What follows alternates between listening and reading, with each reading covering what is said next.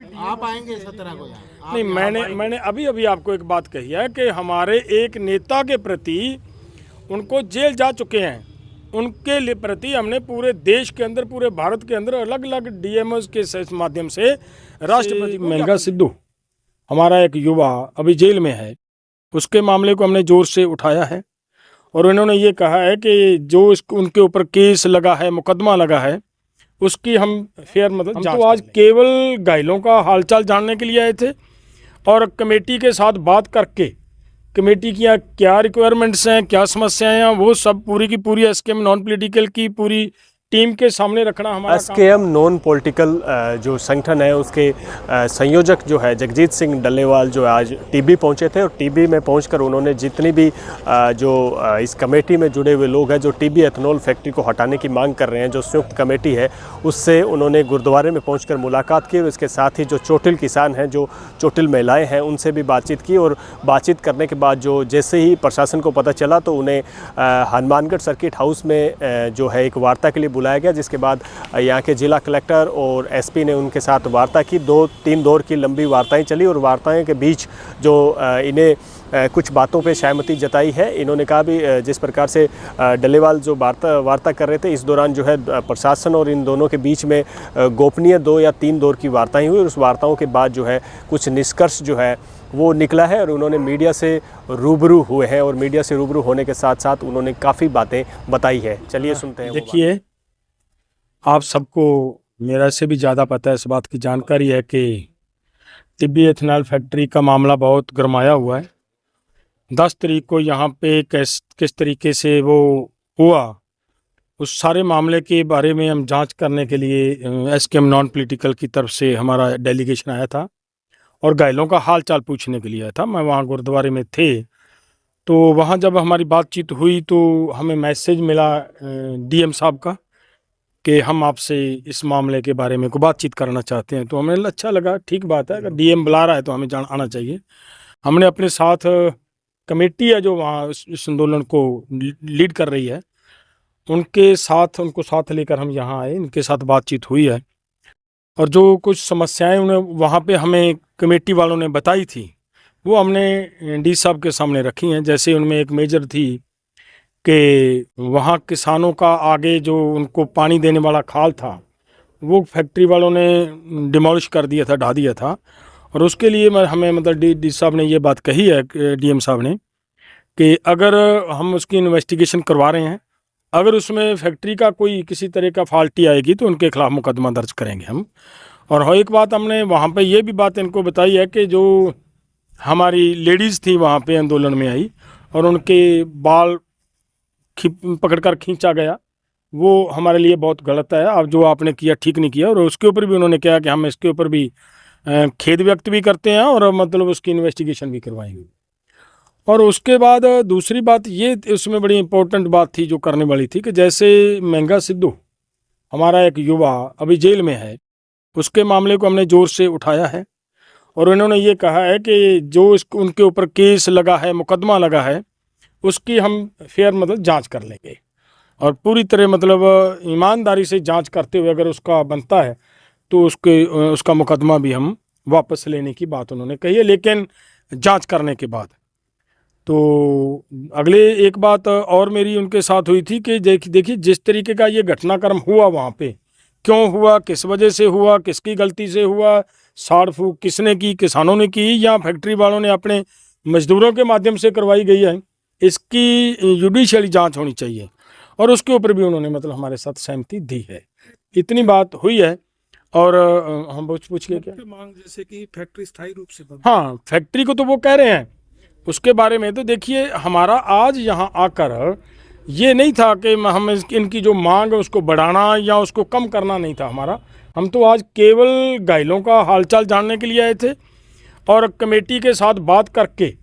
Committee की क्या requirements हैं, क्या समस्याएं हैं, वो सब पूरी की पूरी एसकेएम नॉन पॉलिटिकल की पूरी टीम के सामने रखना हमारा काम था और उसको लेकर डीएम साहब ने हमें यहाँ बुला लिया इत्तेफाक से, तो हमारी ये जिम्मेदारी बनती थी फिर हम यहाँ पे उनके पास वो बात रखते। वो बातें हमने इनके पास रखी हैं। और जो कमेटी की बात, एक बात और उन्होंने कही है प्रशासन ने कि जो हमारा कमेटी के साथ फैसला हुआ है जो हमारी इनके साथ कमिटमेंट हुई है कि फैक्ट्री उतनी देर तक बंद रहेगी जब तक वो कमेटी के लोग हमारे साथ सेटिस्फाई नहीं होते। और दूसरी बात है कि उसकी हम जांच भी करवाएंगे, जो जो उनकी मतलब उन्होंने उल्लंघनाएं की हैं उनके खिलाफ कार्रवाई भी करने की बात कही गई है। और जो केस मुकदमे लोगों के ऊपर लगे हुए हैं उनके प्रति उन्होंने पहले कहा है कि हमारा पहले से इनके साथ कमेटी के साथ बात हो गई है कि हम किसी को कोई मतलब अरेस्ट वगैरह नहीं करें। इतनी बात। 17 को महापंचायत है, 17 को जो महापंचायत आप लोग करने जा रहे हैं, 12 तारीख को अगर सहमति होगी तो 17 तारीख में क्या मांगे रहेंगे? देखिए मामला ये है कि वो सहमति होती है 12 तारीख को, वो जो घोषणा हो जाती है वो हो जाती है 10 तारीख को। जब वहाँ किसी की घोषणा हो जाती है, वो उन्होंने घोषणा कर रखी है, वो कर सकते हैं, कोई भी कर सकता है। और वो जो अभी लोगों के समर्थन में आकर वो करना चाह रहे हैं तो वो अच्छी बात है, उनको करने देना चाहिए। सर यहाँ प्रेस ब्रीफिंग हुई थी और उनका कलेक्टेड के बाद उन्होंने पीसी की थी, इन्होंने मंगेश चौधरी जी ने। जी। उनको कहना था कि 17 को हमारी महापंचायत होगी, हमारा कि जो फैक्ट्री का है MOU रद्द किया जाए। नहीं, ठीक बात है, डिमांड जो भी उन्होंने कही है, जहाँ भी जो कमेटी, ये तो कमेटी का फैसला, मैं किसी एक आदमी की बात नहीं कह सकता, कोई क्या कहता है क्या नहीं कहता, ये तो कमेटी सारी की सारी कमेटी बैठकर फैसला लेगी क्या करना चाहिए। सही है कि आंदोलन जारी रहेगा नहीं रहेगा ये हाँ, स्थानीय कमेटी तय करेगी। ये इनके हाथ में है, हम तो केवल इनको सपोर्ट करने वाले हैं, सपोर्ट हम करेंगे। 17 तारीख को लेकर आपका क्या रुख रहेगा? नहीं, मैंने आपको बोल दिया, हमारा तो अगर रुख की बात करते हैं तो बड़े इंपॉर्टेंट बात मैं आपको बता देता हूँ। सरकार की जैसी पॉलिसी या जैसी नीति चल रही है, किसानों को और एनवायरनमेंट के प्रति आवाज़ उठाने वालों को किस तरीके से प्रताड़ित किया जा रहा है, तो वो मैं आपको एक मिसाल दे देता हूँ। तमिलनाडु का हमारा एक बहुत सीनियर लीडर पीआर पांडेन जी, इसी तरीके की एक फैक्ट्री, जिस फैक्ट्री से एक समय गैस लीक हुआ और लोगों के अंदर आक्रोश भड़का और वहाँ आंदोलन हुआ, और तब से उनके ऊपर मुकदमा लगा रखा था, और वो वहाँ पे फैक्ट्री लग रही है जहाँ पे एग्रीकल्चर प्रोटेक्टेड एरिया है, वहाँ फैक्ट्री लग ही नहीं सकती। सरकार की तरफ से उसे प्रोटेक्शन दी गई है उस एरिया को। तो अगर ऐसे हालात में उनके ऊपर 13 साल का वो उनको सज़ा बोल दी गई, वो जेल में है, उसके लिए हमारा 17 और 18 तारीख का SKM नॉन पॉलिटिकल की तरफ से पूरे भारत के अंदर डिप्टी कमिश्नरों के ऑफिसों के सामने राष्ट्रपति को ज्ञापन देने। फैक्ट्री यहाँ लगनी ना लगनी की बात ही, फैक्ट्री अगर लगनी होती तो ये आंदोलन ही क्यों होता। फैक्ट्री के क्या बैड इफेक्ट्स हैं ये लोग जानते हैं, अधिकारी भी जानते हैं कि उसके क्या बैड इफेक्ट्स हैं। तो देखिए, मेरा उस पर इन्हीं लोगों के साथ हूँ,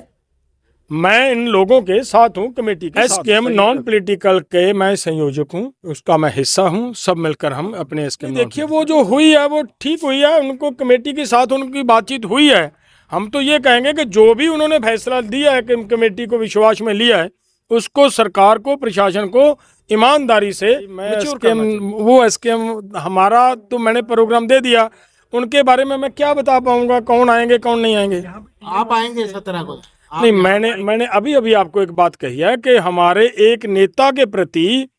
उनको जेल जा चुके हैं, उनके लिए प्रति हमने पूरे देश के अंदर, पूरे भारत के अंदर अलग अलग DMOs के माध्यम से राष्ट्रपति को ज्ञापन देना है। ये थे जो SKM नॉन पॉलिटिकल के जो संयोजक थे डल्लेवाल, जिनसे बातचीत हम कर रहे थे। इस दौरान इन्होंने कहा, जिस तरीके से 17 तारीख को लेकर इन्होंने अपना रुख स्पष्ट किया कि इनके जो SKM नॉन पॉलिटिकल की तरफ से जो है जो अलग अलग प्रदेश के हिस्सों में, देश के हिस्सों में एक अलग जो प्रदर्शन रखा गया, उस प्रदर्शन को ये अंजाम देंगे। यहाँ आने के सवाल पर इन्होंने ये कहा भी अभी हम जो है इसके बारे में कुछ खुलकर नहीं कह सकते। हालांकि इन्होंने साफ तौर पर कह दिया है कि जिस फैक्ट्री को लेकर जो आंदोलन चल रहा है उसको लेकर जो भी जितने भी